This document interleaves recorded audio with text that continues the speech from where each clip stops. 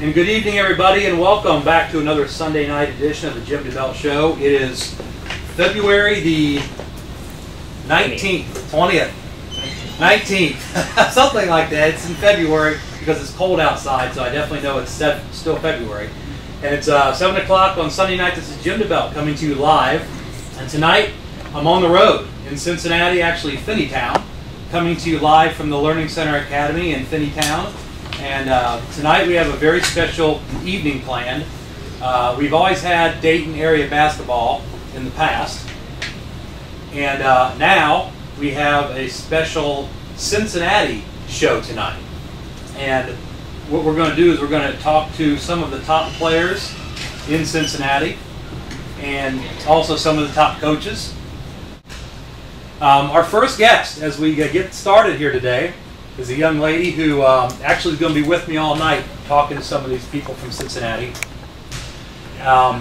She is an 8th grader at Landmark Christian, just finished up their season this year. Last year played at Spring Valley down in Centerville. And she's actually going to be sitting here with me as a special guest host talking to some of her peers, some of the kids she looks up to, some of the older kids. And Celina King is with me first of all. And Celina, first of all, thank you very much for coming out and hosting this great event. We're here at a place that you call home, a great basketball facility where you fine-tuned your game. And congratulations for, so far, a great young career. But thank you for coming out today. Anytime. I'm very excited to join you. First of all, if you don't know her voice, I guarantee you're going to know her shoes, because every time you go to an AAU tournament anywhere, it's always, hey, there's the girl with the pink shoes. And she's made those famous, I think, because everybody now knows who she is when they just see the shoes. And it doesn't take long for them to find out how good she is, because it doesn't take long for her to go out and set a statement most of the games for her team. And first of all, kind of how did the pink shoes thing start for you? Well, my mom owns a preschool, so we had one parent who ended up with breast cancer, and it was really sad for me to see that what she was going through, and she was a really nice lady.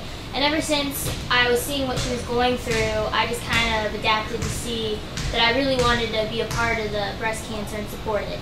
So that's where the pink shoes come along, and ever since then I've been a part of breast cancer and been wearing them ever since. Talking about this facility, a great place that you get an opportunity to fine-tune your game.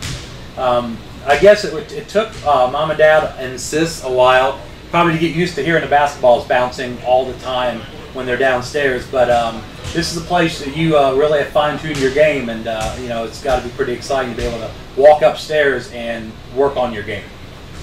All I have to do is walk upstairs and I can just shoot around. We have plenty of basketballs, so I don't really have to hear the basketballs dribbling downstairs. That's always my family, and even when I am downstairs, you get really used to it. So it's been, I'm very blessed with what my parents have done, and I am very blessed with what I am able to do with basketball, and it is just amazing. Very good. You know, you had an opportunity to do something that's actually pretty cool. Kind of related to basketball. You had a chance to be involved with a movie that came out, Mighty Max movie that came out, by being part of a very special opening night. Why don't you tell everybody kind of how that came about and how that affiliation with them started? Well, 2 years ago, I went to a basketball camp in Philly, and I met Kathy Rush.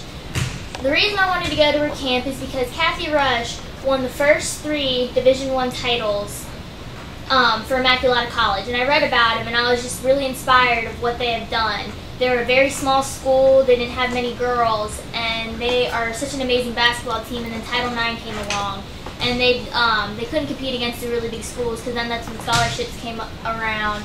And the Mighty Max was inspired about, it was like, we got to go to Philly, we drove all the way up there, and it was a nice, dressy, formal kind of thing, and we sat there and they talked about the movie and about everything that happened in the Mighty Mac time. And the movie is actually coming out either this weekend or next weekend, so if you guys get a chance over the weekend, please go and see the Mighty Max. It is a great movie.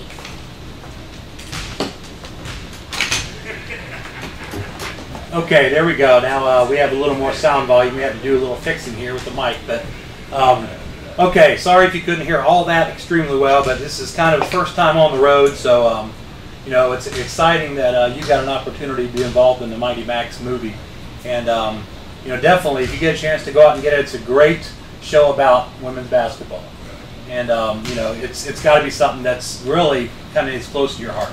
It is really inspiring for young girls like me, and it's an amazing movie, so please go watch it. Talking about, excuse me, talking about your past basketball times, playing at Spring Valley last year with a young lady who is now playing at the University of Dayton.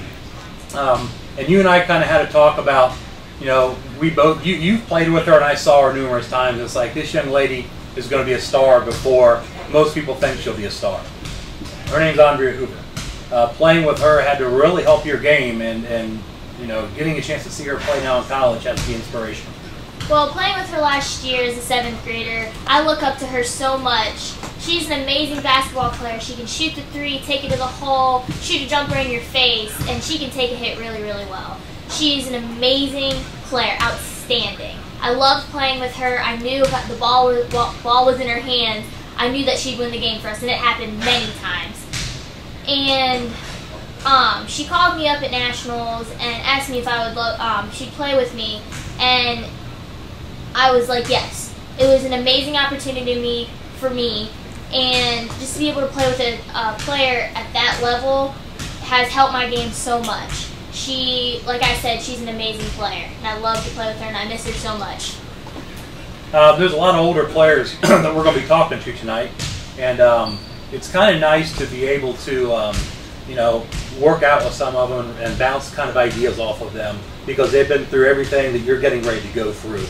So having some of the high quality players has to be pretty exciting for you to be able to work with. Well, I mean, we have a lot of older players coming over and working out at the gym, and just seeing what they're able to do with the basketball, seeing how their attitudes and everything really helps me realize what I want to be like when I get older. I look up to all these girls that come up, and they are just amazing girls. Okay, so as we prepare for our first other guest tonight, a gentleman who needs no introduction for high school girls basketball as we round him up.